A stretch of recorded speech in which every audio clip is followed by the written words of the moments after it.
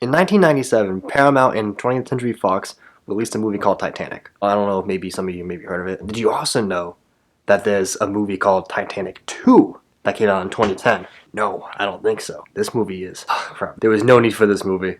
It's horrible. I came across this movie when I was watching, you guessed it, Tubi, which is just filled with terrible movies. When I saw this cover, it just looked horrible, and I just had to click on it. They took like a real life tragedy and just turned it into something abysmal. It's such an insult to what actually happened in 1912. So I'm going to read you guys the synopsis for this movie.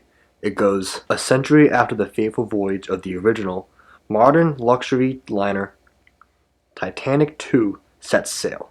Will this ship suffer the same fate as her namesake? You see, that's where they like to like glue you in, because they want you to wonder, oh my god, is it going to sink? I can't really dig on it too much though, because I'm not gonna lie, to be quite honest, I do gotta give credit to like the CGI in this movie. There's times where it does look really well done, and listen, I'm kidding, it's god awful. Like, what the fuck is that? I mean, come on. They're not even acting like they're cold right now. This scene right here is actually in the beginning of the movie. These two people right here, like in this scene, are from the Coast Guard, and they're trying to track global warming in Greenland.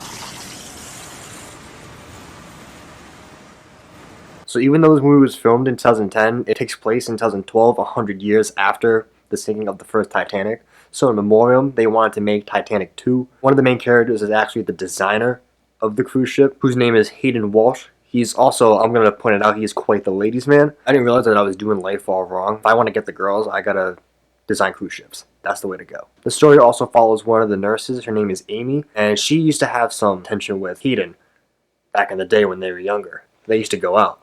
So now there's some tension on the ship between the two of them and why they're both on the ship together. Guess what? Plot twist. Amy's dad is actually the captain of the Coast Guard that's in Greenland right now. James Maine, the father of Amy, is trying to warn his daughter, like, hey, please don't go on the ship. I know this is your job.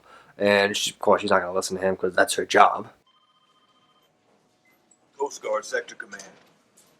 Yep, I can relate to that. I'm going to introduce you guys to this guy now. This guy here, he's the captain of the ship. This guy does jack shit. He is not fit for a captain. He doesn't fit the role properly, and he should not be a captain. The Coast Guard warns the crew members of the ship that any ice that's in the area is going to be moved along because of the tsunami. And guess what? If you don't realize how the ship sinks yet,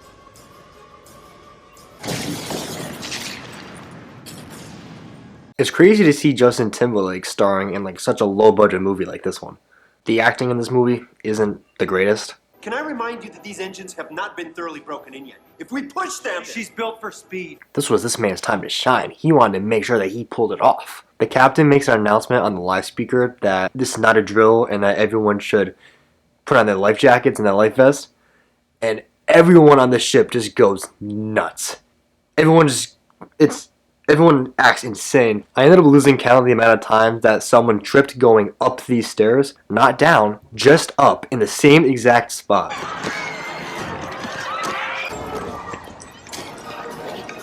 Like, it comes off as if it's a banana peel on like the top step and everyone slips in the exact same spot. Like, why? But because the captain's not really doing actually anything to help, Hayden, the designer of the ship, takes control, and just because he designed the ship, he knows exactly how everything works on the ship, even though he later does admit that not everything was designed probably the way it should have, and they just sent it off into the ocean anyway. So most of this is actually partly on him.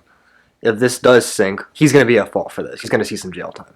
This is the SS Titanic 2, requiring immediate assistance. This is Captain James Maine, U.S. Coast Guard. What is your situation? What do you think the situation was, Captain? You just warned everyone there that there's going to be an iceberg because of a tsunami coming from Greenland, and then now you hear Mayday, Mayday from Titanic 2, and you're wondering what it is, like what the problem could be? I mean, come on. Your daughter's on the ship. Speaking of Amy, his daughter, she's on top deck with some of the other passengers. A lot of them are actually hurt, so she's just there to help because she is the nurse. So she's going to try her best to actually help other people out, and she sees Hayden run by her with some other guy who's trying to get him to go onto his private helicopter so they can take off, so they can like survive. But Hayden, actually, you can tell he's a good guy. He does have like a change of heart, and he does stay on the ship because he does know that everyone else there does need help. Also knowing that Amy's still on the ship. So I guess that kind of does set up a little bit for like some character development for Hayden. This may be one of the stupidest things that I've ever seen as a safety protocol, but what they try to do is the crew members of the ship try to get everyone into an elevator, and they can bring them up to the upper deck one at a time. Everybody in. Everybody in. Come on, let's go. I'm not getting in that elevator. I'm using the stairs. What's the matter with you? That is the absolute worst place you want to get into when there's a ship that's sinking. Amy and Hayden bump into each other, and Amy's trying to get downstairs because she's actually trying to save her friend Kelly, who's also a nurse. I didn't really bring her up at first because she's not really an important character. She's kind of like that stereotypical friend in every movie that's always either sarcastic or dramatic about everything. There was really no need to bring her up. Hayden explains that he'll go with her to save Kelly because by the time they get back up, they might not even survive. But she's saying that she won't leave without her, so they go down to the nurse's office to go find Kelly. Amy and Hayden come down to the nurse's office and they find Kelly. She's actually badly injured. She's got glass sticking in her. She's stabbed everywhere. Hurry! Grab a credit card. Give me a credit card. A credit card? Breathe. Kelly, you okay? Okay. It also doesn't add up that the nurse's office is down towards where all the machinery is and where all the engines are for the ship. I don't know why they would place the nurse's office way down there. Also, there's an explosion and a fire now on the ship while it's still mid-sinking.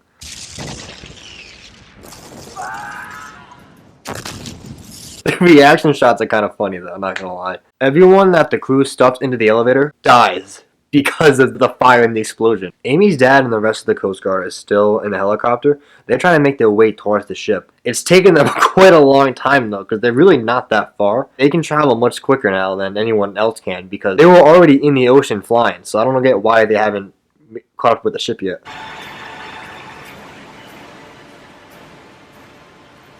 Yeah, flying into the tsunami. That's smart. Hayden, Amy, and Kelly get stuck because of the explosion. I guess it caused like doors and walls to like get stuck together. They come across one door that they're really trying to get through, but because it's crushed from the top, there's an indent in it, and they can't get it to open properly. Ooh, Kelly dies right away. She gets crushed by the door that Hayden was trying to open because he was able to get Amy through, but then when Kelly tries to go through, he just couldn't hold on any longer. I think it's safe to say that that was Hayden's fault on that one. After that second wave hits, all the lifeboats are just done. They're gone. So there's really no one else left on the ship that's alive. Everyone's dead. There's probably other people left here and there on the ship in different places, like AR for example. But all the people that actually got in the lifeboats, they're all dead. They continue to move on and they just get stuck in different like random situations. There's a scene where just that one room is flooded and there's an open wire just bouncing around, so if they touch the water they're gonna fry. Hayden comes up with a great solution where they can just hop up on the ceiling and just grab along until they get to the other side of the room, which I guess is the only way to do it, in a way. But now's the time they actually come across someone else screaming for help. Help me! Who's there?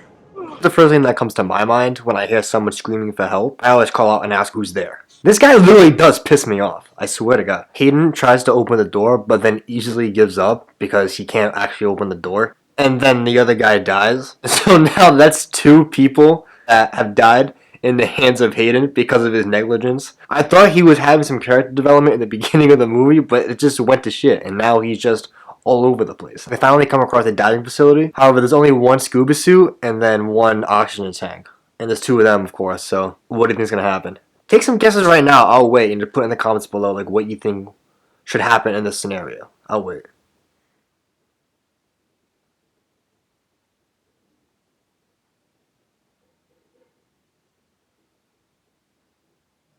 The ship is sinking. The diving facility is filling up with water now at this point, and Hayden's plan is to drown.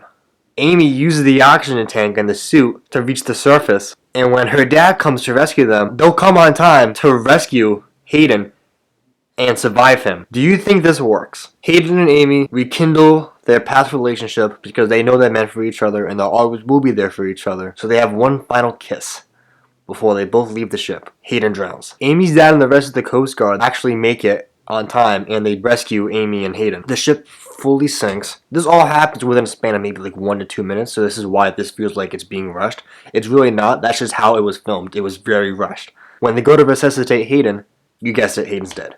He was so negligent to rescue anyone. Didn't design a ship properly, so he is at fault for everyone's death basically in this movie. He ends up dying in the end of the movie and you're supposed to feel like bad for him, but you really don't because he is the reason for all of this. That's the impact this movie had. So I want to ask you guys, what did we learn here today? Absolutely nothing. Thank you guys for watching. I appreciate it. I will see you guys all next week. Toodles. Nice, just skating by, don't give a fuck, why would I lie? And I'm not nice, but